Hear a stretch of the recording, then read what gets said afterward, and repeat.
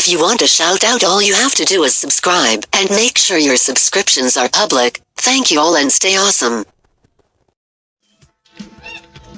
Are you ready?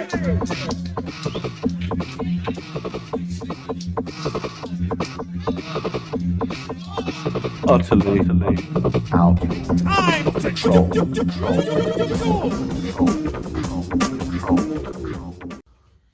Welcome back to Stacks Gaming. We've got the second place deck profile.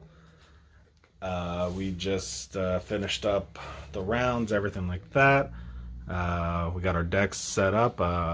I'm Taka 13, coming back at you with the Code Talkers Cybers deck, and took second place again. Lost to Dragoonides.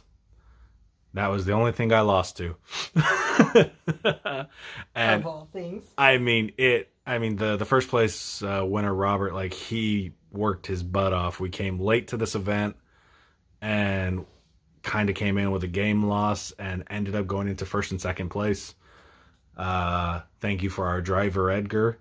Even though he didn't top, he was a big moral support, just yelling and screaming at us, "I want to leave." And so let's get right into the deck profile. So we got our main card here first to start off with. Our beautiful Ibli, Nightmare Corruptor. What more can you say? She's a living floodgate. When she's normal summoned, she can bring back a link from the grave and have it pointing at her.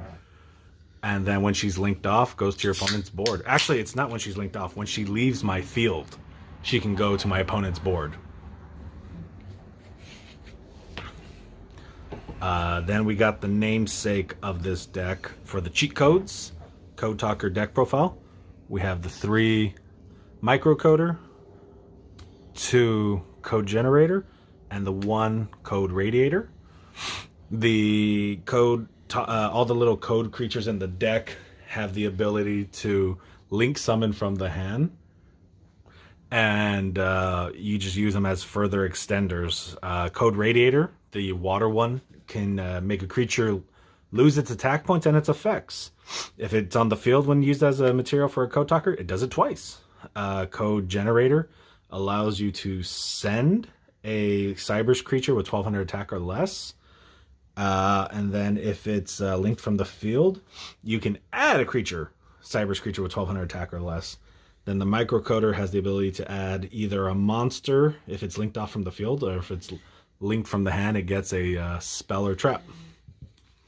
As you can hear in the background, we have Mr. Beastgar of the Stacks channel, heavy breathing in the back. He keeps passing out in and out. He came straight from work and everything, straight to the event. He did an overnight. Now we have our Lady Debug. She's the Stratos of our deck, who can grab any level 3 or lower Cybers monster from the deck to the hand. And that's on normal or special, like the original Stratos. We have our little Solomon Great package. Essentially, running any of these guys can get me into an Axis Code Talker just by doing some big spams. But what can you say? It's solid. And these two are the best of solid. We have the 2 Parallel Exceeds. I thought about going for the 3rd, and I did not. I just ran the 2, and luckily throughout the entire event, I didn't dead draw both of them. I did at one point use a Pot of Avarice to shuffle them both into the deck, and then I drew both, but I won that one.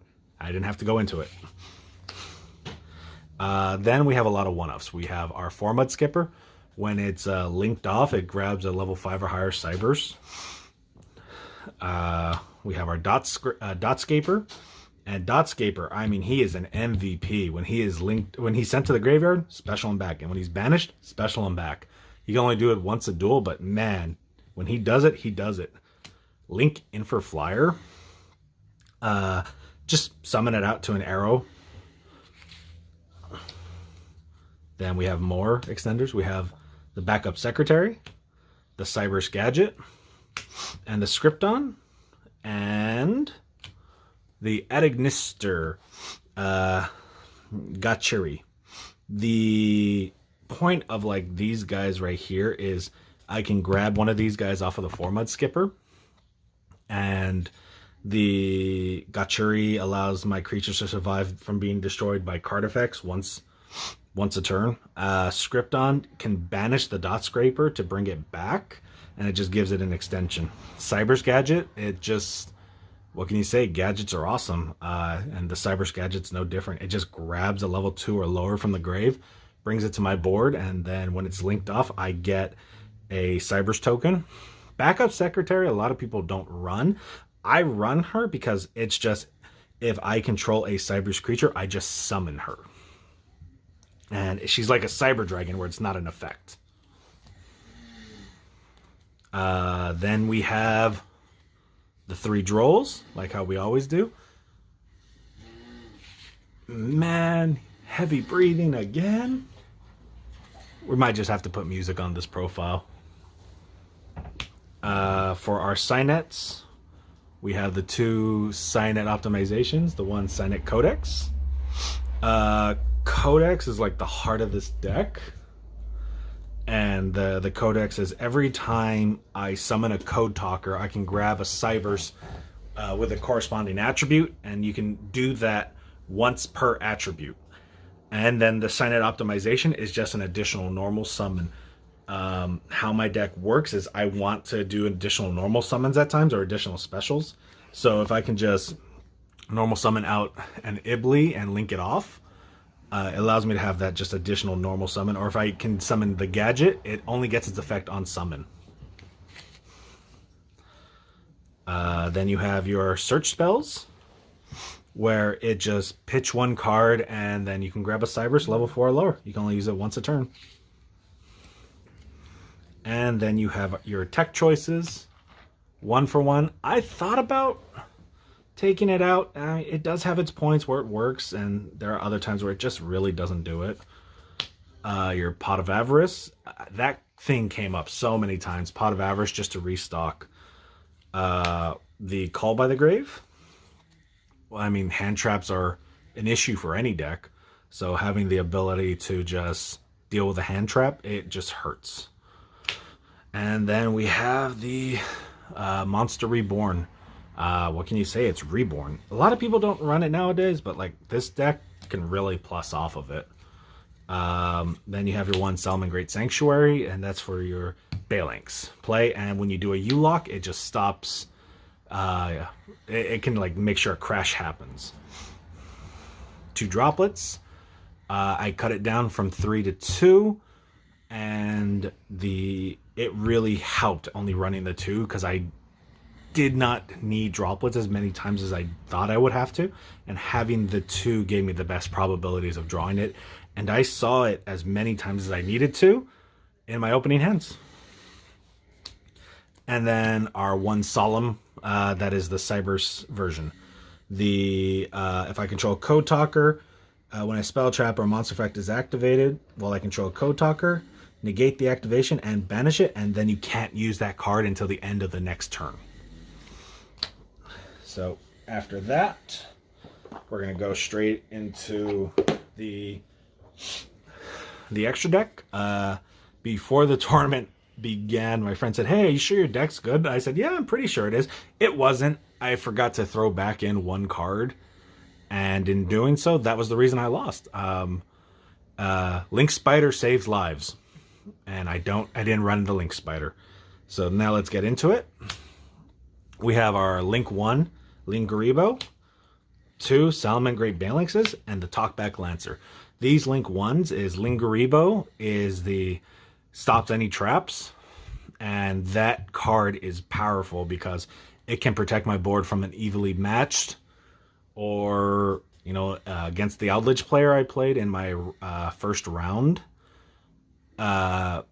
He used trap tricks to lock himself into only using 1 extra trap for one trap for the rest of the turn, and I had a Lingaribo up, so I stopped the 1 trap he was able to use. Phalanx, it just helps facilitate the U-links and getting the Sanctuary to make sure, like, okay, if they have Ibli on the field, when they're going to attack my Link creature, it makes my Link creature 0 attack, and they can't die. Talkback Lancer also facilitates in the U-Link because I can tribute one Cyber's creature and then special summon a Code Talker from my grave, pointing it to this. So you're always going to bring back your Transcode Talker. Your Link 2s are 2 Splash Mages, 1 Code Talker, 1 Code Talker Inverter, and the Update Jammer. So this is where I made the mistake, is I was running 2 Splash Mages when it was supposed to be just 1 Splash Mage, and the other one was supposed to be the Link Spider. But the reason Splash Mage is good is because it just requires 2 Cyber's creatures, and then it can bring back any Cyber's from the graveyard, make it lose its effects, but it locks me into only summoning Cyber's for the rest of the turn. As you can tell, I have nothing but Cyber's except for 1 Spellcaster, which is the Droll and Lockbird. Code Talker starts off all your plays because he has the best arrows pointing up and down, and so you just always go into the Code Talker first. Code Talker Inverted is just while it's on the field, you can when it's Link Summon, special 1 from the hand. That's it. And then it has to go to an arrow where it's pointing at, so you always have to make sure it's up on the board. Update Jammer is, if you know anything about Update Jammer, this facilitates OTKs because when it's used as Link material, it allows the creature to gain the ability to attack twice. And that came up so many times. Now we have our Link 3s, which are the double transcode and X-Code Talker. So how that works is essentially when you're doing the U-Link, you have to make sure everything's co-linked. And as you can tell, they actually have arrows pointing there and pointing up. So you're always going to put these on your sides. So this way you have your U-Links. And whatever's in the center cannot be destroyed by card effects and can't be targeted by card effects due to their effects. And they allow that creature to gain 500 extra attack. So many times I made an Avermax with 4k attack that couldn't be destroyed by card effects and couldn't be destroyed by card effects. Couldn't be targeted and destroyed. And then the Transcode Talker allows you to bring back any Link 3 or lower Cybers from your graveyard. And it's once per turn. Then we have our Access Code, who is just like the MVP where you can just keep popping stuff, and you're the one you always, when you make him, most likely has the double attack, the firewall, since it's back. And yes, that is a ghost. I didn't pull it. I pulled the Ghost Blue Eyes, and then me and my friends did some trading because he wanted the Blue Eyes for his Blue Eyes deck and I needed the firewall. And then the Avermax. In the newer builds coming out soon, Avermax might not be in here as much anymore, where it might be a second access code, and then the build just changes up because you can now make more defensive boards with the firewall, allowing more bounces, and you're not going to be worried too much about people attacking. That's why it runs with the Ibli. But this was what I took to the event today, and I got second place when coming late. Me and the first place guy, we both came late, and we ended up just doing pretty decently. Our matchups were pretty insane. Like, we were both the underdogs going into this, and somehow we tooth and nail fight our way up. All right, thank you for being here at Stacks Gaming.